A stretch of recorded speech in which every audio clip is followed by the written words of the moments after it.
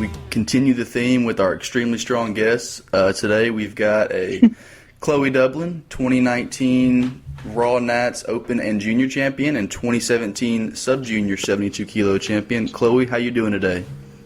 Good. I'm doing really good. It's good. How's your training been during all this COVID stuff?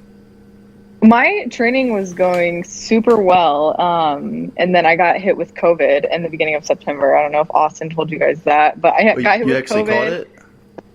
Yeah. Oh, wow. And what's crazy is that, like, I work in long-term care facilities, and so I was in COVID-exposed areas, like, all summer, working, like, with it and stuff, and didn't get it. And then as soon as I showed up to college campus, I got it, of course. Wow. So, Wow. Yeah. How much time did you get to take off of training for it? Well, I was originally, like, I got in my Monday bench, I believe, and also my Tuesday squat. And then I got my test on that Tuesday, but I wasn't, like, super sure just because, like, my symptoms were kind of similar to, like, just traveling and allergies and that sort of thing. And then on Thursday, my test came back and was like, yeah, you're positive. So I was like, okay, cool. So then I missed, like, a week of training. And then I was like, okay, like, a week. I mean, it's not the worst, you know? But then I went and hit my bench on Thursday after I got out of self-isolation. And I was like, dang, like, my bench is, like, just feeling kind of rough. Like, I mean, I expected it to, you know, like, not just be exactly where I left it, but I was like, dang. And then the very next day I went to the hospital to get my appendix out. So, oh my gosh. Yeah.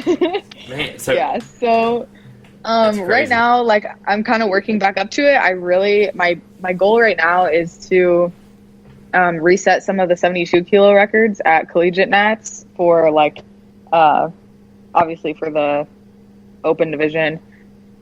Because it's the last meet I'm going to do as a 72 kilo before the 72 kilo class for women is gone. Right, because they're splitting that up into two.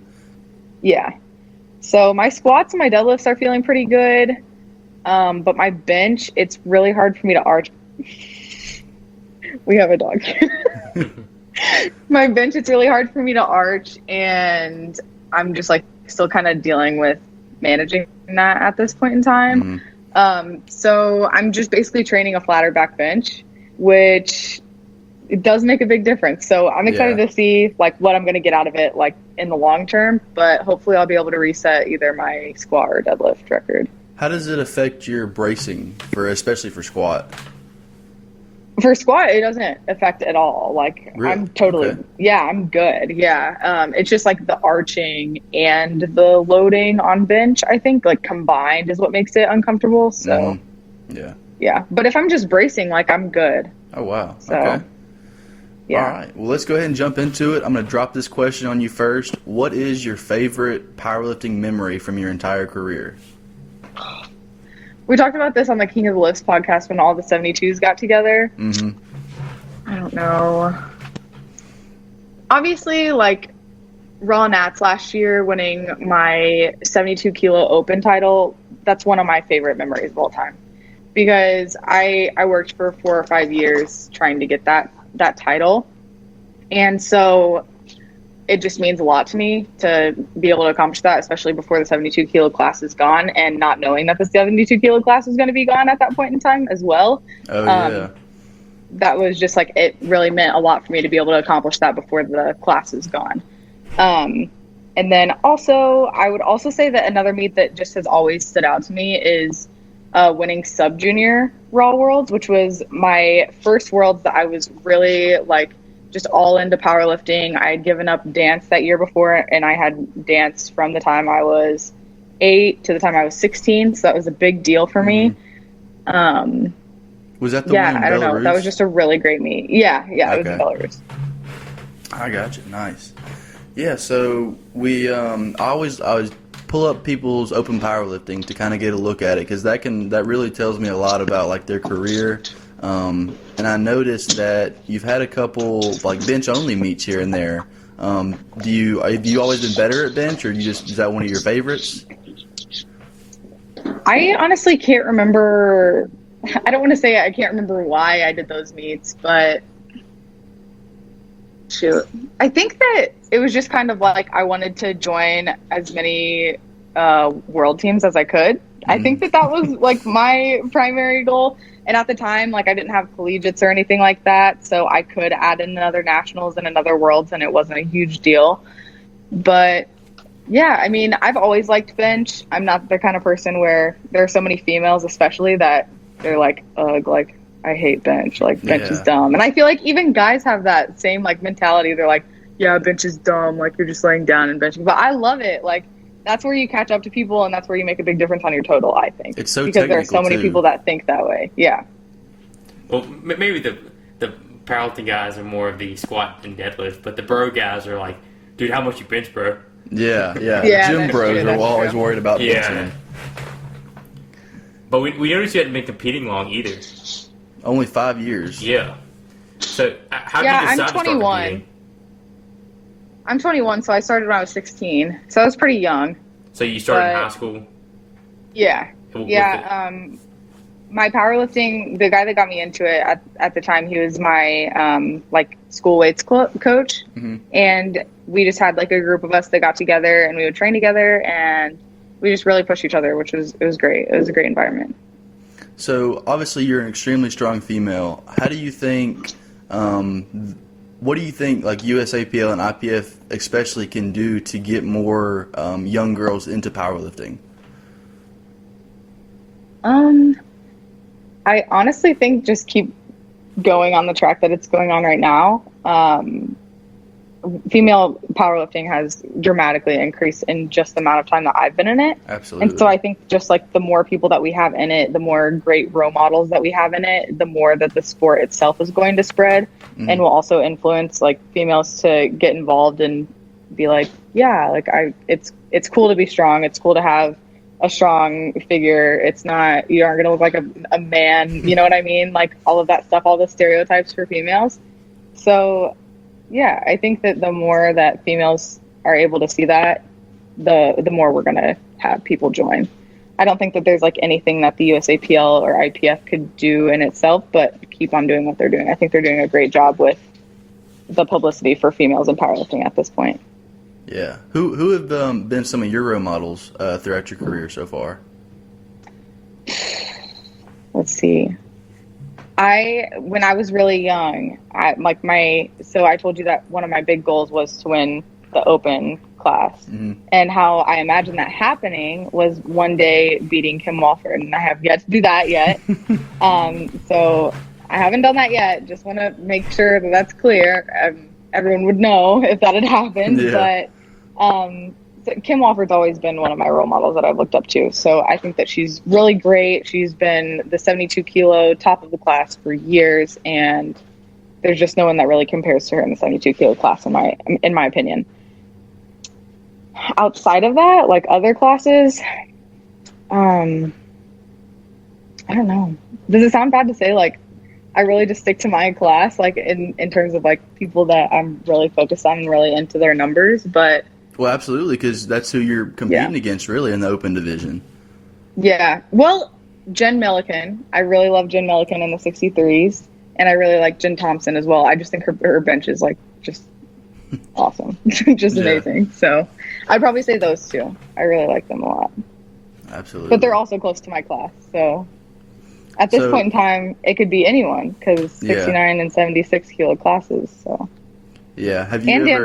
Daniela's awesome. Oh, I got to spend some time with her in Colorado, and we always saw each other at meets, but we were like, we were kind of like awkward. We were like, hey, like, hello. So we actually got to spend some time together last month, and that was pretty cool. Yeah. So you go to Midland University, in my opinion, the best powerlifting school in the country. And as Austin told us a couple weeks ago, I didn't realize how many lifters y'all had. And he told us that there's like 3 to a platform and about 16 platforms there. What has your time in Midland done for your career? Being at Midland, so a lot of people came from high school powerlifting federations. Not everyone on our team, but a lot of people have. And in Indiana, we didn't have that. There was no high school powerlifting federation in Indiana. And so the people that I saw were strictly people that competed in USAPL or that I trained with. Like, I could name on two hands the big like powerlifters in Indiana, and everyone else like just doesn't even, you know what I mean? Yeah. But I'm going off track right now. So at Indy City Barbell, there are a lot more powerlifters there, but they aren't like USAPL powerlifters. I'm talking about my high school experience. So if you're from Indy City and you're listening to this, I'm not excluding you.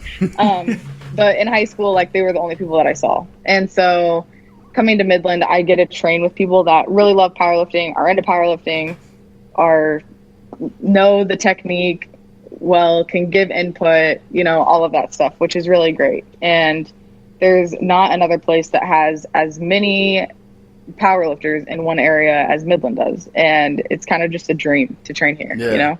As many people with the same goal as you. Yeah. Absolutely. So I'm a training guy. I like to talk about training. And so let's get into your training and how that's maybe changed over the past couple years or since you've been in high school. A lot of people might not think that a woman can train like a man, which they absolutely can. They might even have to train more than a man. So what is your training like now compared to high school? So it really hasn't changed that much. I don't know if that's surprising at all, but it hasn't changed. Yeah. My program is very tailored to me, and I make the changes that I need to, but I have my accessories and my main lifts that are really like my bread and butter and that I just know work for me. And so I always go back to those, but I am also really into keeping my GPP high. And so making sure I get all of that high intensity training in my off season. And then once it gets down to closer to my meet, then I get to like heavier weights, lower intensity. And so, yeah, I mean, it's pretty much been the same. It's pretty much straight linear progression. Some people say that I do a lot. And by a lot, they mean that I do a lot percentage wise. I don't do a ton with a lot of reps when I get close to meets. My boyfriend Shane Nutt did some of my programming, and I did well with the high reps, but I didn't peak well off of high reps, if that makes sense. Yeah. And specific. So, yeah, I have to like linear progression just works really well for me. So I just go 5, 4, 3, 2, 1 on squats and bench, and on deadlifts I start a week earlier and I do 5, 4, 3, 2, 1, 1. Okay. And just work down from there. And then all of my accessories are super heavy as well. So the really like the 70 to probably 87.5, 90% range is what works best for you, you've noticed? I don't know. I honestly don't work very much off of percentages. I would say that it's probably, it's in like the 80 to 90 percentile range. I don't look a ton at percentages. I go off of feel and also how like things are moving that day. Yeah. And so I just look back to what I've done in the past and then improve on it. So you program off of linear progression, but you do like a RPE style training? I guess you could call it that, but I don't RP or percentage my training, which like it's interesting. You're going to think of like, I know. So like, I hate thinking in terms of RPE, like, and sometimes it drives people that I train with crazy because they'll be like, what RPE do you think that is? I was like, I mean, I can give other people RPEs, but like on myself, I'm like, okay, that was heavy or like medium heavy or light heavy. Like I just use heavy. Yeah. I just use those variants, and some people are like, okay, Kloie, but like, seriously, what was it? I'm like, I don't know. Like, it was heavy. Like, that's all I can tell you. And so, I don't know. I have super heavy, kind of heavy, and medium heavy, and that's just how it goes. So, it's just highly based off of how I feel that day. You just know your body so well that after a set or a couple of reps, you just know what needs to happen after that. Mm-hmm. Yeah. You mentioned something important, GPP, like, so your general physical preparedness. So increasing that work capacity. So is that more of like an off-season thing for you, more hypertrophy work? Yeah, so that's what I do in my off season. Like this summer, I started running more. Before I got COVID, I was also running, and before I had my appendix out, I was running. But then I also like biking a lot, and so I kind of I'll just go on like a short bike ride, and I like doing that on my off days. and incorporating that into like my stretching and my self-care. And so that kind of just all flows together. So it gets me warmed up, because obviously you shouldn't stretch or like do anything like that without getting your body warm. So. Yeah, for sure. So if you're listening to this, just because you're a powerlifter doesn't mean you don't do cardio or get on a bike. Maybe you just go for a walk, because all that in the end is going to make you a better lifter, because you'll be able to handle more load in the end, more workload. So so you're basically like building that base. Mm-hmm. Mm-hmm. Yeah, that's a great way to do it. I haven't heard too many people talk about that. Yeah, for me. Yeah.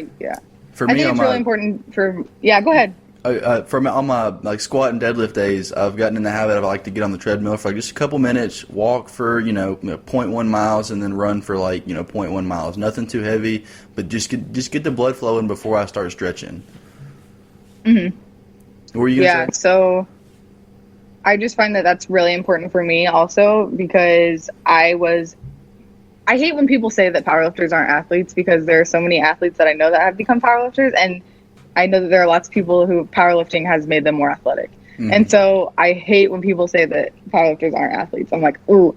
But coming from a stereotypically athletic background, I was in dance, I did track like all the way through high school, from 6th grade all the way up through my senior year of high school. And between those two things, and I also did floor gymnastics. And so between all of that, like I had very high body awareness, very high activity levels, and my body was basically ready for anything that I needed it to do.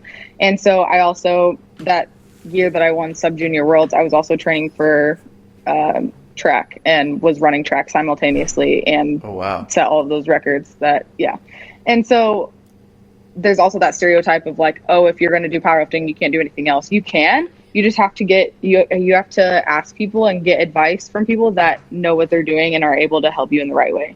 Like, for example, when I ran track in high school and also was preparing for those meets, I would, and trust me, it's not easy. Like I was like freaking fit. Like I have not had abs since that point in time. I was freaking ripped. Like when I was running track and lifting at the same time, crazy. Anyways, I would always do my runs after I lifted, because that was one thing that's super important for the progression of those two things. Mm-hmm. So some days I would end up missing, if my workout wasn't done and I couldn't get it done during school, then I would end up having to miss track practice, do my lifting workout, figure out what the workout was from track, and then do that on my own at night. And I remember getting bit by mosquitoes and stuff while the track lights were the field lights were on and stuff, doing my track workouts, but it was so worth it. And so there's that. You just have to do it. You have to do it right. There's an order. There's an order to it.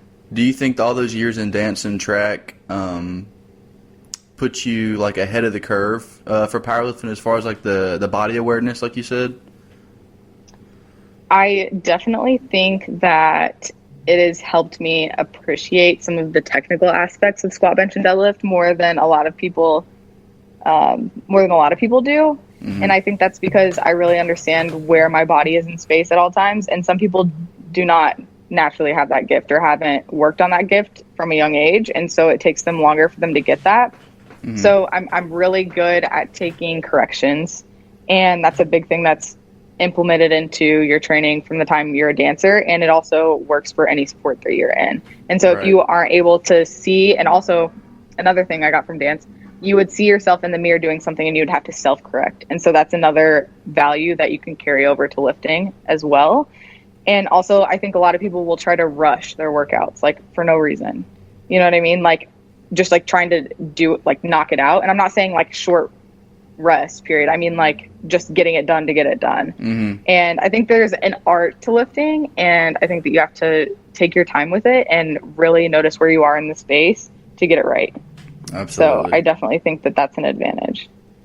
Yeah, that spatial awareness and like you said, the rushing through workouts. I think some people, they imagine their workout like it's something they have to do instead of something like they get to do. That's the way I see it, because I want to go work out. So that's just me. Mm-hmm. Well, especially if you're at your level, you probably want to be there. The people who don't want to be there are the ones that don't make the progress. Yeah, I at the same time that I've only been doing this for 5 years, like I've also been doing this for 5 years, you know? Mhm. And so at this summer, I was, especially with all the COVID stuff going on and some personal stuff, I was kind of like, dang, you know, like sometimes you don't want to go to the gym, you know? And so you got to reevaluate why you do it to find that passion again. It's not always, it's something that is like deeply ingrained in me, and I know that there's a deep want to do it, but sometimes we have to reevaluate our why because our why changes. And so Yeah. if you don't reevaluate your why, then you start not wanting to go to the gym because you don't know why you're there. You know? Exactly. So, I like that. That's a great little way to look at it. Yeah. Because even the best powerlifters out there, they have some days where they just really don't want to be there in the gym. And it's like you Right. said, they have to reevaluate their why to kind of get that new like mental, like, you know, why am I going to be here? Why do I need to do this training to complete that training so they can make it to the next one, and then Right. you know, hopefully that next training cycle you actually want to be there. yeah.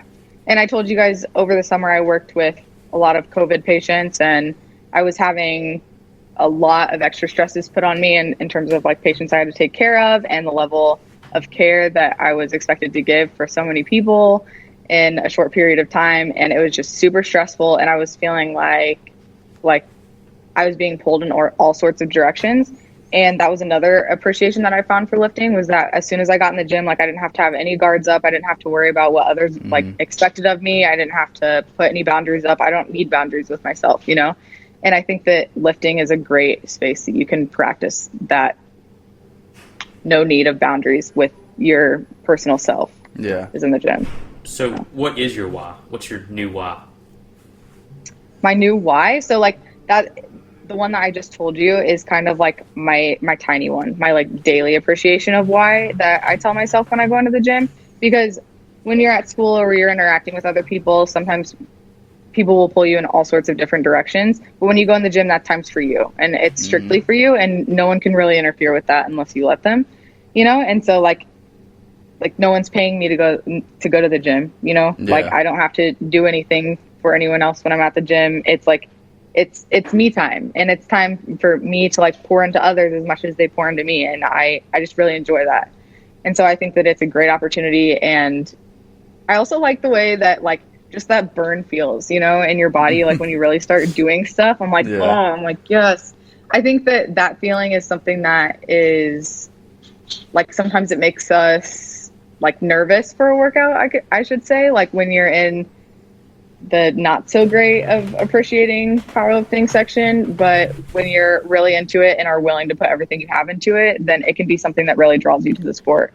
And so that's my daily why. My big why is that I just think that I owe it to myself to show myself what I can do in the sport. And also another big why is I'm a pre-med student, and a lot of people say like, oh, like you're going to med school, like are you sure that you want to powerlift? Do you think that you're going to be able to powerlift when you go to med school and that sort of thing? It's actually more prominent than you might think. Like people highly don't want to see people succeed at two big things when they go to med school. I don't know why. I don't yeah.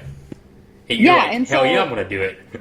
yeah, and I want to do it at a high level. And so I think that's really important to me, and I just kind of want to prove it to people, I guess. So. And that maybe they assume that since you are going to med school that you won't have time for med school and training at a high level, and you just want to prove them that you can make time for both, because both are very important.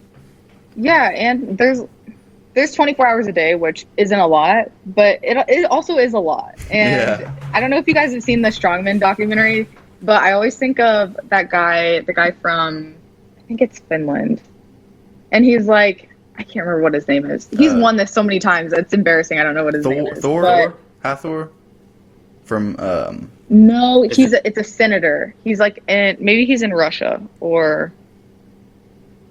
Oh, is it that military guy? He's a senator, and he trains in like the basement of an arena. You know what I'm talking about? That was There's so many strong men from that region But over he there was with like he was one similar of the sounding best. names. He was one of the best of the best. Yeah. He competed against Brian Charbonch. He won for. I know who He you're has like a talking very about. round face. Yes, I know exactly who you're talking about. So Okay. Junior Savitsky. Well, anyways, Is he was that like, him? why wouldn't I Is it- try to accomplish other things in my day? What was it? Is it Junior Savitsky? Is that his name?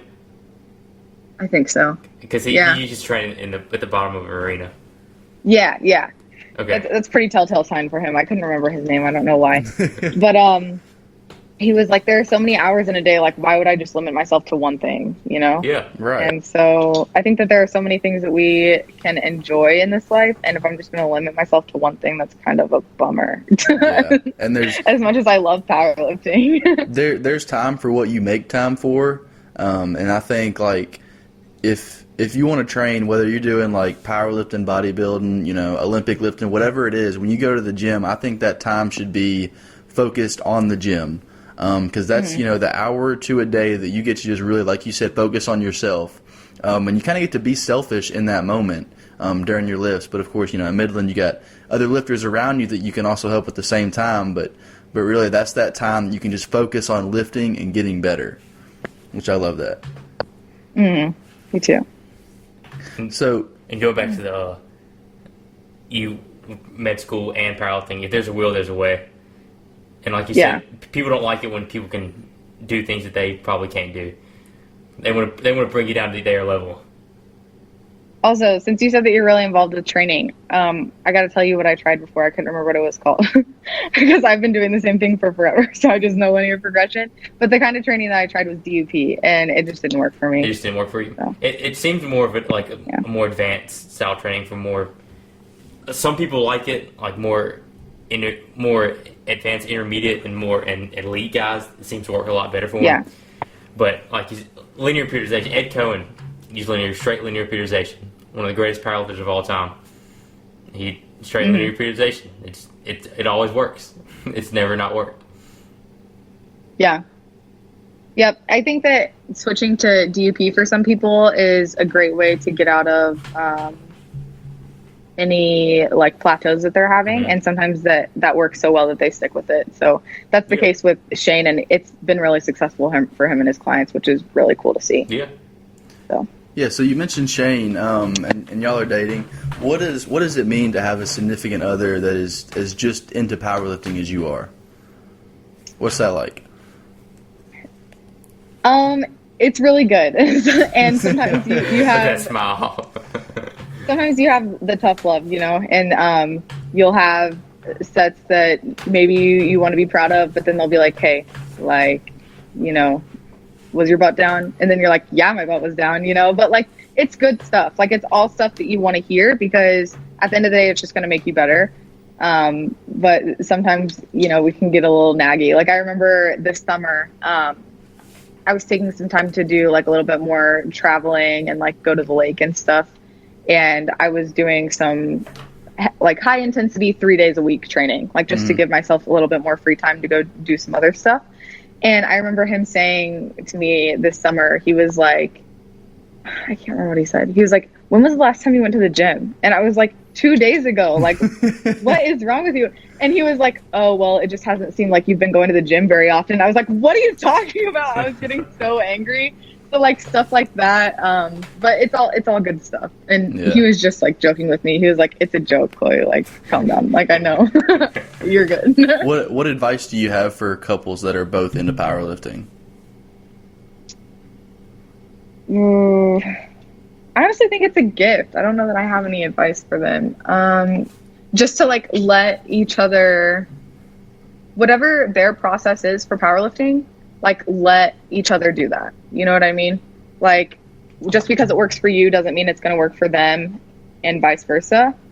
And just like appreciate the time and space that your partner needs to do those things. You know what I mean? Yeah.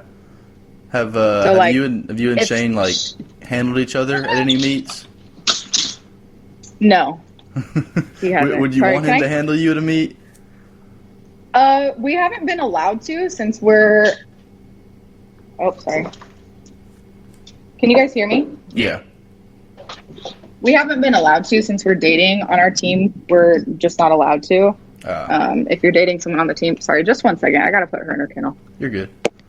Come on. Yeah, I've never thought about having a significant other that's also in the powerlifting. I'm not sure if I would enjoy that or not. I don't think it would be bad. I think you have something in common. Something to talk about at night. Something to like. She was just talking about how she knows her boyfriend's programming and how he programs for clients. I think it's good to share knowledge. Yeah, someone else to learn from.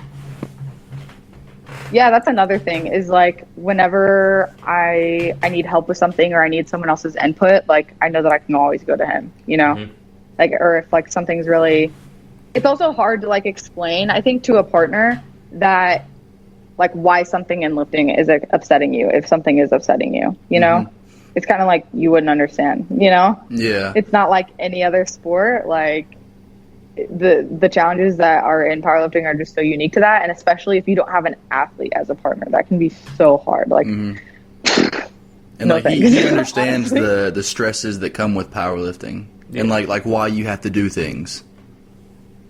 Yeah, exactly.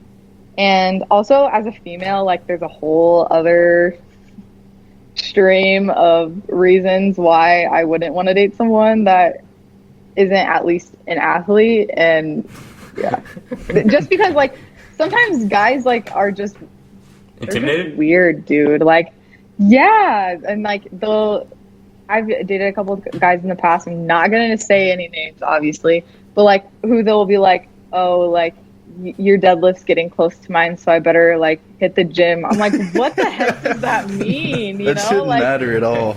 Okay. Well, I think it creates a little bit of friendly competition, actually, if they do that. I think that would be kind of fun. Yeah, I mean, it would be fun, but like not when they only show up to the gym to get better, like because you're getting close to their deadlift. Right. It's just They weird. only do it once like, a month. yeah, it's definitely like an ego thing, and it's like, ugh, freaky. Doesn't. Yeah. Yeah, so from your open powerlifting, kind of switch gears here, you've always been at like the very top of the 72 class. Have you ever thought about like bumping up to the next one? I mean, before they added the rule in where they're going to change classes now. Did you ever thought about going up? No. No, because I'm already like, I don't know, like Miss Thickums at like 165. Like if I go any more than that, like I literally have a double chin, like not even gonna lie. And so, I like 158 is actually like the perfect weight for me. Like it's really good. And last raw nats, I was a little bit on the heavy side and I waited a little bit too long to cut, and that played a big toll on me, but it's good. We pulled through. We got that gold medal, so it was all right. But yeah, just like got a little too confident in my weight loss cutting abilities at that point in time. And so, yeah, I don't know. 72 has always been a really good fit for me. And so I think I'm going to go 76 just because if I go much below like 158, then I just don't feel like myself. Yeah. But like I've also been your strength a competing little bit. Maybe, but I've just been competing in the 72 kilo class since I started. And so it's just kind of like, I know how I feel when I'm ready for a meet. And now that's going to be at a different body weight. You know, it's just completely different. So I'm planning on competing mainly in 76, especially while I am studying for the MCAT and like getting started with med school and all of that stuff. But also this upcoming year, I am taking a gap year while I'm applying. And so maybe I'll dabble in the 69s while I have time to really focus in on my food and stuff like that. So the main reason you're staying at that body weight is because you just feel good, your brain works, you're not hungry, you don't have to worry about it. I think that's a big thing for college kids. Like I'm cutting down for a bodybuilding show right now, and these past couple of weeks have been I've been extremely hungry. It's been hard to focus on school and I've been worried about eating every 2 or 3 hours because I'm just so hungry. It just makes it hard to focus. So if any college people out there thinking about cutting or think about it, how it might affect their school, it might have a negative effect for you because your brain functions on carbohydrates and you need food. Yeah, you already have so many stresses at school also. Putting an unnecessary weight cut in, if like you function well at your normal body weight, then like I just don't see the point in it, honestly. Yeah. You know, if you have the time and the want to do that, then that's cool. But I'm also like a big believer of like, you know, you have an ideal body weight and listen to kind of where that's at. So. Oh yeah. Yeah. So. Also. Go ahead. Sorry, I know I keep jumping around on questions, but I keep remembering things after you ask me them. It's all and good. So Shane did handle me at the Arnold this past year for bench only. Okay. And like that was fine. Like it doesn't bother me. Oh, and were you able to meet Arnold? That's the question. No, I've been at the Arnold every year since I was like 17 years old, and I've never met Arnold. What? We I know. Arnold, if you're listening to this, you gotta go meet Kloie. He's probably never going to hear our podcast, He but needs to go meet Arnold. that's what needs to happen. Yeah. no, but I feel like every athlete at the Arnold wants to meet Arnold. And, you know, he's only got so much time to meet so many people. So one of these years is going to be your time. I know. Well, he's usually at the Grand Prix, and I was invited to the Grand Prix this past year, but I didn't do it because I didn't have the time for another peak for a 3-lift meet, and so I just did bench only at the Arnold. I'm not planning on doing the Arnold this year, honestly, because I'm going to have collegiates. I'm also planning on getting an equipment for the first time ever. Wow. Ooh, okay. You've been hanging around Austin too much. Austin's been rubbing off on you. Yeah, and so, well, I also think it's like at Midland, Tim Anderson is our head powerlifting coach, and I think it's really what it originally came from is I thought that it would be really dumb to end my powerlifting career and not learn how to use a bench shirt from Tim Anderson. Like that's just a poor life decision, in my opinion. But that'd be awesome to see if you did equipment. That. Yeah, so I have quite a few meets here in this, hopefully, 2021 coming up. And so the Arnold just didn't make the list of priorities at this point in time. But I've done it every year for the past, I don't even know how many years. So what meet are you looking at after Collegiate Nationals? So Collegiate Nationals, you mean like this next month, right? This next one. I believe after that, it goes the next Collegiate Nats, and then Open Nationals, and then Raw Worlds well, that's depending on how they do like the selection process. I'm assuming that hopefully the people from 2020 get to keep their spots. If that's not the case, like I don't really know how that's going to work. But Raw Worlds is in October, I believe, and then Raw Nats is shortly after that. So it'll be like April, May, October, I believe. Oh, wow. So do you, between like, what is your like optimal meets per year? Because I know most people like to stay in like the 2 or 3 range. I usually do 2. Well, 1, 2, 3. I usually do 3. Okay. Wow. Yeah. Before I had Collegiate Nationals, I always did Raw Nats, Arnold, Worlds. That was my 3. Yeah, I know. When I pulled up your open powerlifting, it was like straight like Arnold National Championships, World Championships, and I was like, golly, I'm glad she didn't come on the show. Oh, I appreciate it. I appreciate you guys getting me on the show. Absolutely. Yeah. So we ask everyone What school do you guys go to again? Mississippi State. Yeah, nice. So we ask everyone this that comes on the show. Like we want it to be geared toward the younger lifter. You know, people high school, college that want to get into lifting or strength training. What advice do you have for them? For the people that want to get into it? Find someone that you trust and who knows what they're doing, and ask them if you can start training with them. Honestly, and then like ask them lots of questions. So just learn as much as you can. Yeah, if you can find someone that's willing to teach you, take advantage of that, because there aren't very many people that, number 1, are willing to ask for help, or number 2, have access to that help. Mm-hmm. And so if you know somewhere you can get it, and you can especially do that in person, then yeah, for sure. And also like find a buddy. Like I, even to this day, love training with a buddy, and I will purposely change my training as long as it fits the accessories that I need to get done. I will change what I planned on doing to go hit accessories with someone else, just so we can rotate back and forth. I just like doing it like that. It's don't know. I feel like powerlifting is such an individual sport, but you can get a lot out of training with other people. They help you to push yourself. Even on something like triceps. Like, oh, I was planning on doing like tricep pushdowns with a rope, but they want to do like tricep extensions. Okay, like let's go do tricep extensions, and I'm going to try to beat you in them, you know? Exactly. Like make competition out of it. And I think that's what powerlifting's for. So, yeah. And I love that, like continuing to learn, because I guarantee you, as much as Tim Anderson knows, he is still learning stuff to this day. Mm-hmm. He will continue to learn and spread knowledge as much as he can. Yep, and we also have, I don't know if he told you that, but Mike Z. Yeah, Austin mentioned him. Yeah, he trains, I don't know, you guys know Kelsey McCarthy, right? I've heard of her, yeah. She's like the 72 kilo equipped queen. And so he also knows a lot. And so I'm going to get a chance, hopefully, to train with her in the future, now that I know her coach. So that's cool. So we can be expecting maybe some equipped training out of you in the near future, next year maybe? Yep. I'm going to start putting on a bench shirt and learning that in January. So nice. That'll be fun. Are you going straight to the SK? What's that? The Super Katana?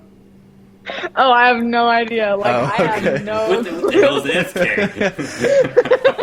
SK? Yeah, I'm like still like very much a raw lifter. So I told Austin and Tim and Rob, our other roommate, and Shane too. Shane did equipped lifting in high school. I was like, you guys are gonna have to help me because I have zero idea what is happening. So. I bet you Austin's all on board. He's like, oh yeah, we're gonna get you. Yeah, I bet Austin was super excited. Yeah, they are, and some of my team doesn't know that I'm going equipped yet. So, well, it'll be probably a week or two before this comes out. Yeah. So if they listen to it, I guess this is where they'll find out. Yep, sounds good. I've said it a couple places, but it's not like a public thing. Yeah. Technically, on my team. Not yet. Unless after they're this, looking for you'll be famous, and everybody will know. Yeah. Have you it's just been a rumor so far, so you guys got all the details on my equipped training. Exactly. Debut. Have you listened to Austin's episode yet? I haven't, no. Well, I heard him like running around here laughing though when he was on the phone with you guys. Yeah, we had a good time with him. I don't know if he mentioned it to you, but he guaranteed us within a year he would have a 2K total. I mean, well, he put on the show, he was like, I guarantee by October. Like 6 months. I mean, I believe he could do it in 6 months, but he told us he could get a 2K equipped total within the year, because I think he's at like 1770 right now. I believe it. That kid's been PRing like crazy, so just watch out. He's got the confidence for it. I don't see why not. If he's got the desire. Yeah. He's definitely got the confidence. That's one thing that man is not lacking. No, both of y'all will go very far, I believe. Yes.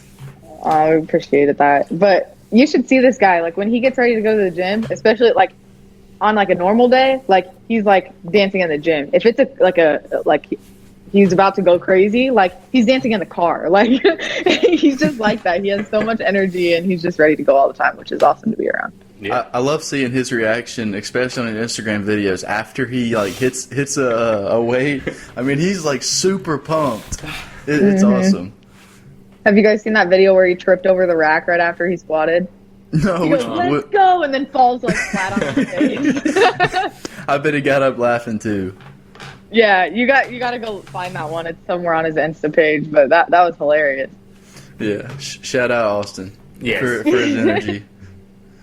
Yeah. So one last question.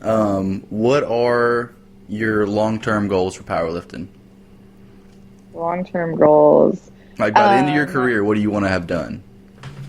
I want to have been to the World Games, and I want to have set I don't know what my equipped goals are yet, because I'm not quite in there yet. I'm kind of just going to jump in and, like, just do the dang thing and, like, enjoy a new challenge, and then we'll see what my equipped goals are. So don't quote me on equipped goals, because I kind of like just going in and not really know what's going to happen. So. Right.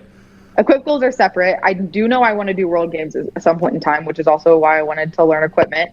And then I also want to set the open world record for total at some point in time in my weight class.